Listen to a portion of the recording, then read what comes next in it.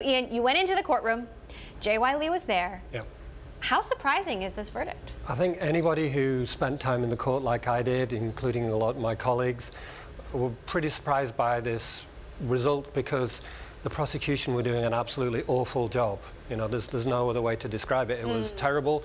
How so? There was no smoking gun. A lot of the witnesses that they brought up were destroyed by Lee Jae-yong's lawyers, and it really didn't look like the case was being proven at all.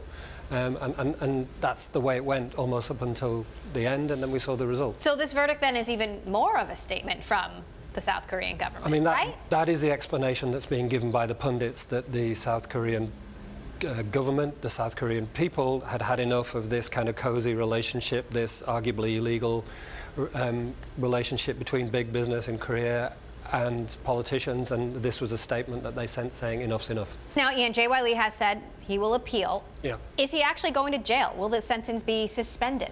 It can't be. 5 years is longer than 3 years, and 3 years is the maximum suspended sentence available under the Korean court system. Bob, do you think this will have zero impact? I really think it will. And you know, again, it's fundamentally the nature of how the company is structured and how isolated those top groups are.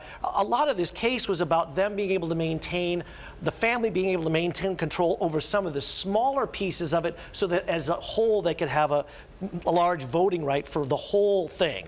But as far as the individual businesses, again, I think, as Ian pointed out, there's nothing really that's going to change. We haven't seen any impact on the brand. I mean, if you think about how much Samsung's been through this year between the Note 7 fire and then this, and there's no impact on the brand whatsoever. So this isn't going to do anything. So